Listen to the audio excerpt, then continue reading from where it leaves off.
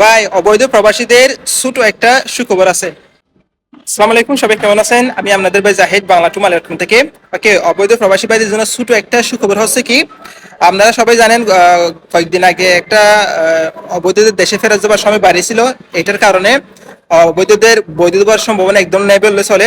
সেটা আপনাদের বলছি আগেও। আজকে যেটা সুখবর আছে সেটা হচ্ছে কি, এই সাইনেস এসোসিয়েশন নামে একটা সংস্থা এবং রেস্টুরেন্টের মালিক সমিতিরা সবাই মিলে মালয়েশিয়া সরকারের কাছে একটা আবেদন করছে কি, এখানে যারা অবৈধ আছে তাদের দেশে যাওয়ার সময় না বাড়িয়ে যদি এদের বৈধতা দেওয়া হয়, সেটা দেশের জন্য মালয়েশিয়ার ইকোনমি, মালয়েশিয়ার অর্থনীতির জন্য আরো ভালো হবে। কারণ কি, এখন বর্তমানে মালয়েশিয়ায় শ্রমিক সংকট দেখা যাচ্ছে।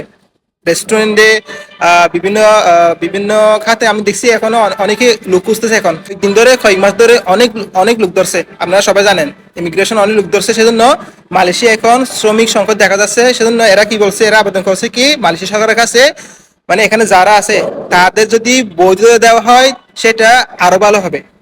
দেশে দেশে যাওয়ার অবৈধ দেশে যাওয়ার সময় না বাড়িয়ে যদি এখানে যারা আছে অবৈধ আছে তাদের যদি বৈধতা দেওয়া হয় সেটা আরো বেশি ভালো হবে। সেটা মালয়েশিয়া সরকারের কাছে এই দুইটা সংস্থা আবেদন করছে।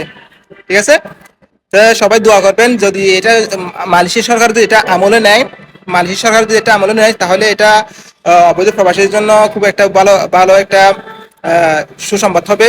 অবৈধদের বৈধ দেওয়ার প্রক্রিয়া শুরু করতে পারে মালয়েশিয়া সরকার। সবাই ভালো থাকবেন। বাংলা টু মালয়েশিয়ার সাথে থাকুন।